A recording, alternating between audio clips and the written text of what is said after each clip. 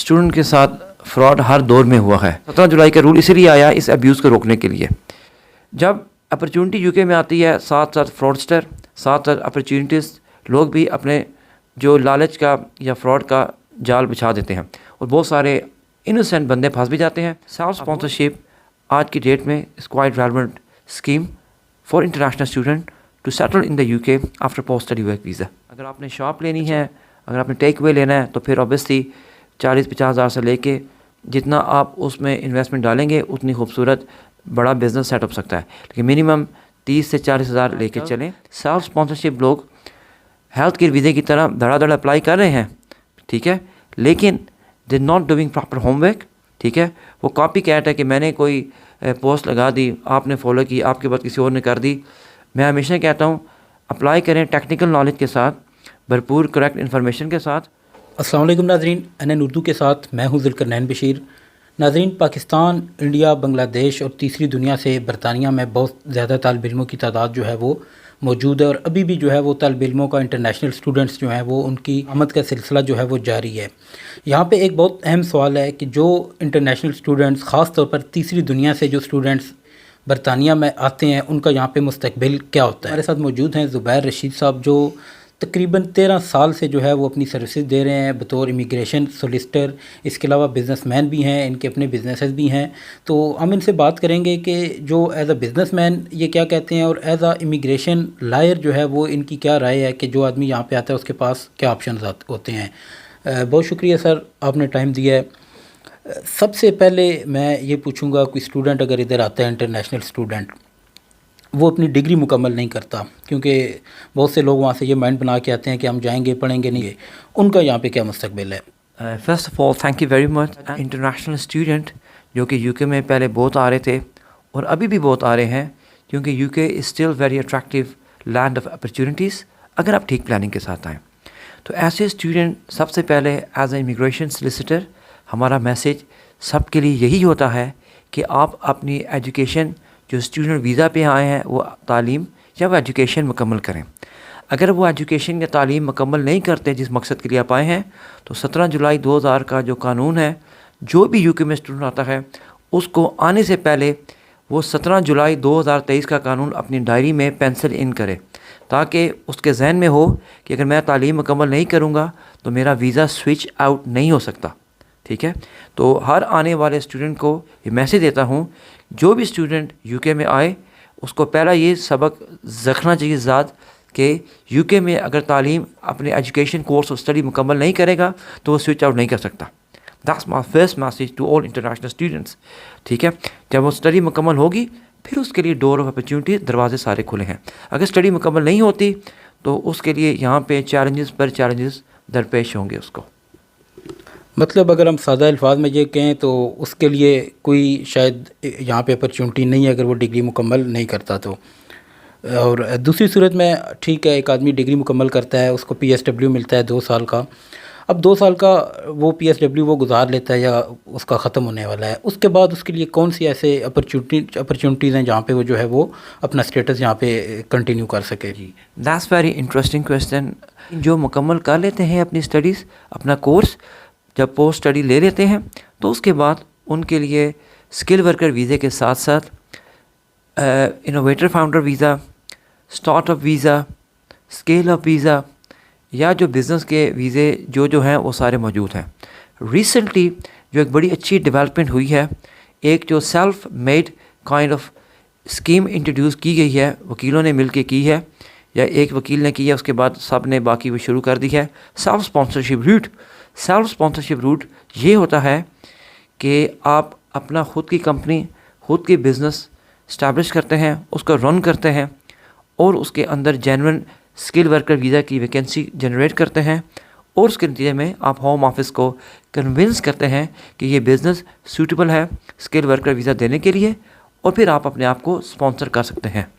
तो इसकी तफसील तो काफ़ी लंबी है जो हम आपके प्रोग्राम या इंटरव्यू में बाद में बताएंगे, लेकिन answering to your question, self sponsorship आज की डेट में is quite relevant scheme for international student to settle in the UK after post study work visa. अच्छा, हमने देखा है कि बहुत ज़्यादा फ्रॉड भी था, स्टूडेंट्स के साथ किया जा रहा था, यहाँ पे पैसे लेके तो उन्हें जो है वो वर्क परमिट दिए जा रहे थे। तो उसके मुकाबले में आप क्या समझते हैं कि सेल्फ स्पॉन्सरशिप कदरे बेहतर ऑप्शन है? बिल्कुल, स्टूडेंट के साथ फ्रॉड हर दौर में हुआ है। 17 जुलाई का रूल इसीलिए आया इस अब्यूज़ को रोकने के लिए। तो सेल्फ स्पॉन्सरशिप जब अपॉर्चुनिटी यूके में आती है, साथ साथ फ्रॉडस्टर, साथ साथ अपॉर्चुनिटीज़, लोग भी अपने जो लालच का या फ्रॉड का जाल बिछा देते हैं और बहुत सारे इनोसेंट बंदे फंस भी जाते हैं। अब हुआ ये है कि जब फेक कंपनियां बनी, स्पॉन्सरशिप तो उसमें से मिल गया, तो फिर जॉबें नहीं थी। अब वो सारे स्पॉन्सर लाइसेंसेस एक एक करके रिवोक हो रहे हैं।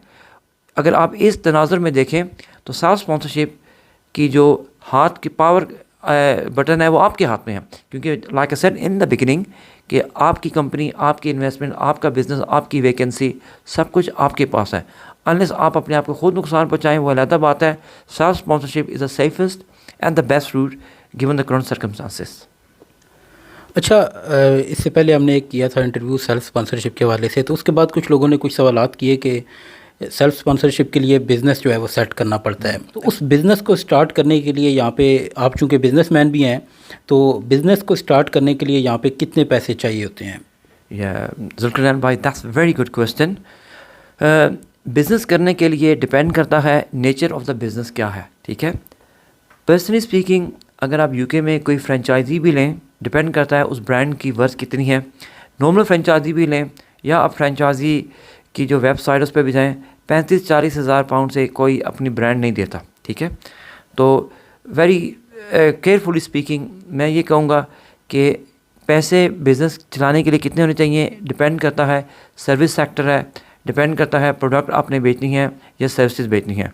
मिनिमम आप 25 से 30 हज़ार पाउंड का लेके चलें, दैट्स अ बेयर मिनिमम, ठीक। अगर आपने शॉप लेनी है, अगर आपने टेक अवे लेना है, तो फिर ऑब्वियसली 40-50 हज़ार से लेके जितना आप उसमें इन्वेस्टमेंट डालेंगे उतनी खूबसूरत बड़ा बिज़नेस सेट हो सकता है। लेकिन मिनिमम 30 से 40 हज़ार लेके चलें, एटलीस्ट इतनी हो कि जितनी 1 साल की स्किल वर्कर वीज़े की वैकेंसी में आपको सैलरी देनी होती है, इतना आपके पास होना चाहिए। बाकी डिपेंड करता है लेवल ऑफ बिज़नेस या एरिया ऑफ बिज़नेस कौन सा आप करना चाहते हैं। अच्छा, जब एक स्टूडेंट कंपनी एक खोलता है, सेल्फ स्पॉन्सरशिप के लिए अप्लाई करता है, उस कंपनी का कोई थ्रेशोल्ड भी होना चाहिए कि साल में उस कंपनी ने इतनी जो है वो इनकम हुई है या इतनी उसकी रेवेन्यू उसने जनरेट की है? हाँ जी, जो कंपनी खोलना है, स्टूडेंट जब पोस्ट स्टडी वर्क वीज़ा ले लेता है या जिस एप्लीकेंट के पास full time right to work होता है, ये टेक्निकली बताना ज़रूरी है, जो भी शख्स जिसके पास फुल टाइम राइट का वर्क हो, full time right to work,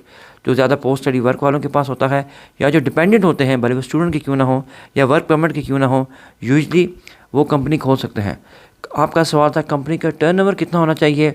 I think ये क्वेश्चन जो स्टार्टअप बिजनेसेस हैं उनकी जो बिज़नेस की जो बैलेंस शीट है या जो बिज़नेस सेल्स प्रोजेक्शन है, होम ऑफिस वहाँ से पिक करता है कि इस बिज़नेस का अगले साल या अगले 3 सालों में क्या होगा। तो ये like I said again depend करता है बिज़नेस टू बिज़नेस।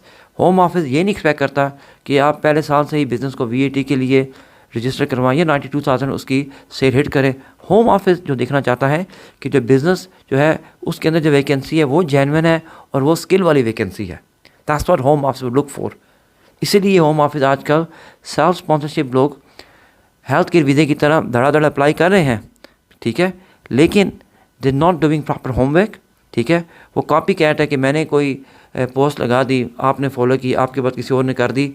मैं हमेशा कहता हूँ अप्लाई करें टेक्निकल नॉलेज के साथ, भरपूर करेक्ट इन्फॉर्मेशन के साथ, वरना हेल्थ केयर वीज़े वाला हाल हो जाएगा। ये भी साल बाद या 8-10 महीने बाद होम ऑफिस को बंद कर देगी। जो जेन्युइन लोग हैं वो भी अपने हक से महरूम हो जाएंगे। तो इसलिए I always say go to regulated proper people, जिनको अपने काम की नॉलेज है, जिनको अपने काम की तजर्बा है और जिनको जो फेक नहीं है। तो ये थोड़ा सा आपको फ़र्क करना होगा। पैसे में भी थोड़ा सा ज़्यादा लग जाए, but there will be an assurance और there will be the likelihood कि आपका वीज़ा या आपका करियर यूके में सेफ़ एंड सिक्योर रहेगा।